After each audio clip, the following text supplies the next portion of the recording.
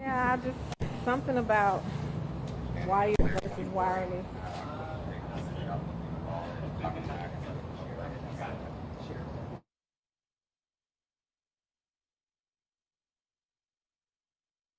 Department is really leading the charge on this. I'm going to send things over to First Alert meteorologist Cutter Martin, who's been tracking a system. We saw a few raindrops already, Cutter, and it looks like, what are we going to see tomorrow?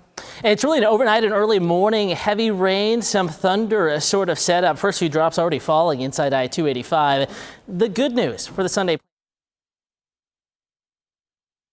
Good weather for any of your midday, mid-morning and afternoon plans. But right now, before the nice weather returns, our weather is going downhill. Light to moderate rain now spreading into every neighborhood inside I-285 from Chamblee Tucker, the Dunwoody area on the north side back towards Midtown, downtown, East Point, College Park, the south side of Atlanta also starting to cash in on some of this free water. First few drops on our Skycam lens here. Reminder, you can be alerted to when rain arrives in your neighborhood, no matter where you live in North Georgia, even beyond. In the Atlanta News First Alert Weather app, you can scan that QR code upper right-hand corner or just search First Alert Weather in your app or your Google Play Store. Look at how the rain chance climbs here over the next few hours. A guaranteed bet that we're going to have widespread rain through early tomorrow morning, but 7 to 8 a.m. quick improvement, and by brunch time after church time tomorrow, we're back to sunshine. Temperatures trying to get to 70 tomorrow afternoon. More on your Sunday hour by hour forecast and a look ahead to Wednesday's storm threat coming up. Well, tonight, police are trying to piece together a shooting that left a woman dead inside of her own car. DeKalb County police officers say they got a call about a suspicious car in a lot off of Snapfinger Parkway. That's where they found a woman shot to death inside of the car. Police have yet to identify the victim, but say she's in her 30s, and what led up to the shooting is also still under investigation tonight. Well, this was another devastating, deadly shooting that unfolded in our community that had hearts broken all across the county. Tonight, a DeKalb County family is speaking out after losing their own 17-year-old son on Thanksgiving Day. He was shot while walking into a Stone Mountain gas station earlier tonight. Reporter Yasmina Alston, who is now on the scene of another shooting that is being investigated as a homicide in Midtown, heard from his mother as well as she calls from a stop to the violence, as many people have been calling for this very same thing. He was just going to go TV. It's a TV. That's it. He just wanted something to drink. 17-year-old Jeremiah Eubanks was with his older brother when they stopped at this Lithonia gas station Thursday night. He said, when I get back, Mom, I'm going to eat everything. I'm going to eat all of it. He never made it back. His mom, Crystal Eubanks, was waiting at the Airbnb she rented for her family to spend Thanksgiving in. She says her sons left to get one of their TVs from home when they made the pit stop to grab a drink. Tragically, Jeremiah never made it back to enjoy the holiday. I think I was losing my baby that night, Thanksgiving night. The teen was shot and killed after police say he was caught in the crossfire of bullets coming from a passing car near Stone Mountain Lithonia Road and Rockbridge Road. He was Crystal's youngest child, a student at Miller Grove High School, and a friend to anyone he met. That's him in LA. Baby, come get in my world. He was a smart, energetic, fun, silly, dancing young man, just full of life, full of dreams. Crystal Eubanks says now she must fight for a change in honor of Jeremiah. Eubanks tells me the gas station is a known trouble spot for crime, and she wants the location to be closed for her son and for her community. Jeremiah's life is not going to just be in vain. I'm going to work for Jeremiah, and I want everybody else to work for Jeremiah. Further context, DeKalb County Commissioner Lorraine Cochran Johnson did manage to move some legislation through the DeKalb County Commissioners, and now gas stations across the county will have to have working surveillance cameras, and they are working on making sure that they can roll that out effectively so that incidents just like the one we just told you about are held accountable in the community. Well, now to a gruesome discovery in East Point after an apartment fire, and now a woman is in jail tonight for intentionally setting the house on fire, killing her own child. A second child was also injured in the catastrophe. Come take a look. Police arrested 27-year-old Nicole Jackson on Thanksgiving. If you remember, several families lost their homes Wednesday when the fire broke out at the Brookfield Apartments off Washington Road. And now Jackson is facing several charges, including 2 counts of cruelty to children, felony murder, and malice murder. So what we got to do, we got to get out and vote. Well, grab everybody you know and tell them it's time to vote. Vote, vote, vote, and vote some more. That's exactly what many of you did today. Early voting in the December 6th runoff got started in at least 24 counties. That's after a big legal fight took place over whether or not it could happen at all. Well, this is what voters in Cobb County saw today. Come take a look at these long lines running out the door. 2-hour lines were reported at the East Cobb Government Center as people cast their ballots. Well, you have many other chances still to vote as you get closer to the December 6th runoff. And to find out when and where you can cast a ballot, head over to atlantanewsfirst.com and also download our free app. We got each individual county schedule posted. Just search early voting dates. Now that Black Friday has come and gone, it's time to focus on Small Business Saturday. Well, as Atlanta News First reporter Bridget Spencer reports, owners are hoping shopping can keep that momentum and help support some Atlanta businesses as well. For 1 year, Pink Pothos owner Lakeisha Jones ran her plant business completely online. That changed a few months ago when she got the rare opportunity to open up a shop right on the Atlanta Beltline. Completely different than doing online, although I still managed to keep up my online presence, but being here and be able to talk to people, my niche is just working with people. She was one of the 6 businesses chosen out of the more than 200 to get a location along the east and west side Beltline trails. On this Small Business Saturday, she feels even more grateful for the Beltline Marketplace program and her customers. I give you the proper soil, the proper education. I do the things that you can't get from the big box stores. The program offers business owners the chance to receive more exposure and visibility while paying a deeply discounted rental rate. Her neighbor, Cassandra Ingram, was given the chance to open a second coffee shop. So I was really excited about this opportunity when it opened up to really give small businesses like mine an opportunity to have a presence on a Beltline. And her shop had no shortage of customers Saturday. We're making a concerted effort to go out to smaller businesses, independently owned and operated. Coming off of Black Friday, where the National Retail Federation says 114 million people spent lots of money, small business owners are just hoping consumers can carry the same momentum into their establishments. And I'm so glad to see that major companies and major organizations are coming to Atlanta and big businesses, but we really need to maintain that small footprint. In Atlanta, Bridget Spencer, Atlanta News First. Well, with prices high on just about everything these days, it feels like almost any purchase is tough to make. But if you're in the market for a new home, some good news tonight for you. Mortgage rates have dropped for the second week in a row.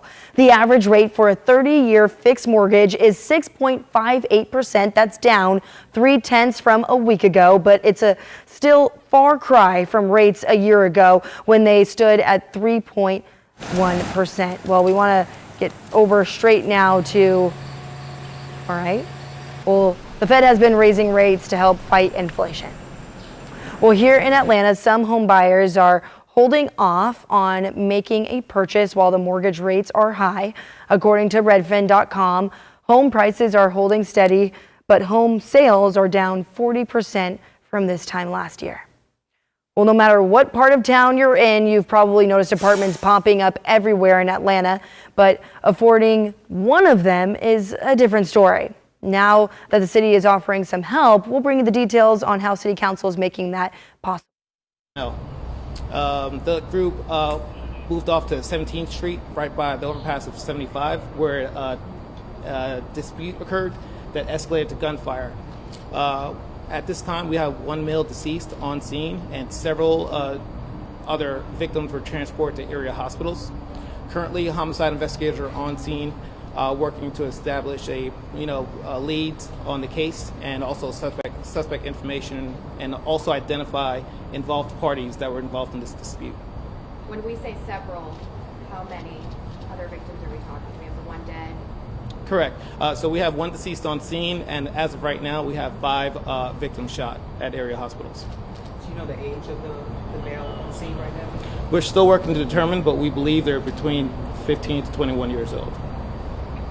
Was there multiple shooters or just one shooter? We're still working to identify and determine what exactly occurred. There may be possible, it may be between two groups, one shooting at another, so two possible shooters. What time this happened? 8 p.m. They were all on foot? How many shots were fired? We're working to determine that as well. Right now it's very preliminary. As soon as we have updates, we'll provide to the public. As also, if any, if anyone has any additional information as far as they can notify Atlanta Police Crime Stoppers at 404-577-TIPS. So can you just really quick sum up? So there were a group of teenagers at Atlantic Station. They were moved off by APD, off property and onto the bridge? Correct, they were. We believe at this time they were removed for unruly behavior and also curfew violations for Atlantic Station. Right. Where were they on the property? We'll have to speak with Atlantic Station to get specificity on where exactly they were inside their property. And how many kids are we talking about? I mean, 30, 100 kids? I mean, you said there was a group of kids moved off the property. Do you know how many? Still working to determine. We just know it was a large group of individuals. So that's 6 people shot total, correct? Yes, 6. This is a very popular area on a Saturday night. I mean, thankful that no other people were injured in this besides those groups that were involved, because cars were driving by, stray bullets could have hit anyone. Correct. That's why the Atlanta Police Department takes this very seriously. Our homicide investigators are on scene now, working to determine the before, during, and after, and identify suspects involved to get them in custody. Can you clear up some information about maybe some of the suspects walking through some of the stores or maybe running through some of the stores to take cover? Is that true, or does this have anything to do with any of the stores around or businesses? Currently, we're in the preliminary stage. We're in the fact-finding mission right now to see what exactly occurred. Once we have updates, we'll provide them. Surveillance, you guys have that as well, or is that on the table? Yes, for all investigations, we always look to obtain surveillance, witness, anything possible to identify the suspects. All right, last question. What would you have to say to the public right now? Again, this is a very busy area. What is the message to the public? Should people, be fearful, if there is an active shooter or another shooter out there? How do I answer this? The Atlanta Police Department, City of Atlanta, we do our very best to identify suspects involved in violent crimes, and we do our job, and we're good at a job at identifying and putting these people in jail. We're going to do what we have to do to keep our city safe. All right, thank you. Can you give the spelling of your name too, just so we have it, say it and spell it for us? Sure, GERMAIN, last name Dearlove, DEARLOVE. Title? Lieutenant. Thank you, just to make sure. Everybody Yes. knows. Thank you. All right, thank y'all. Thank you, Thank Sean. If there is more, you might get an update from me since you all come, so your news is late. If we have more, I'll come and make sure y'all get an update. Thank you.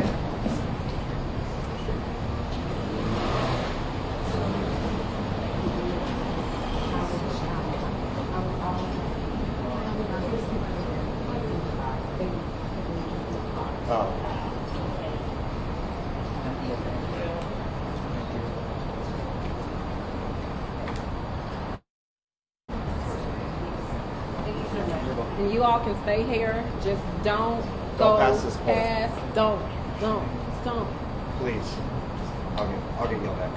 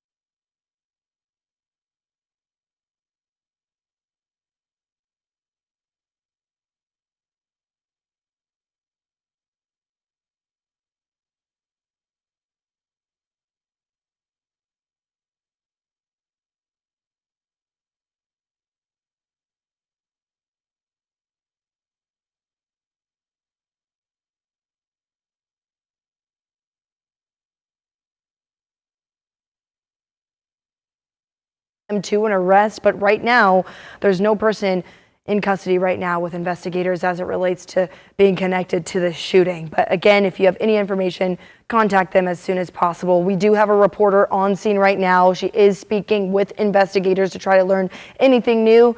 And if we get something that's of relevance, we'll share it with you right here. Well, you've probably heard the 90s hit, Whoop, there it is. But did you know it made its debut right here in Atlanta? That's the real question. Well, Monica Pearson goes one-on-one with DC Glenn from the rap duo Tag Team to find out what went into making the smash hit. Plus, it's a remake. You just have to see Monica and DC Glenn recreate the Scoop. There it is, commercial. You can see them scooping it up there. Scoop, there it is. Scoop, there it is. And Monica gets personal with comedian George Wallace. You can catch it all on Monica Pearson one-on-one tomorrow night at 8 on Peachtree TV. She's magnetic, she's the only one, and she's only right here on Peachtree TV. Thank you so much. So make sure that you check on that. Well, it won't be so much more, but we'll have more details coming up. Come on down to Outdoor Man.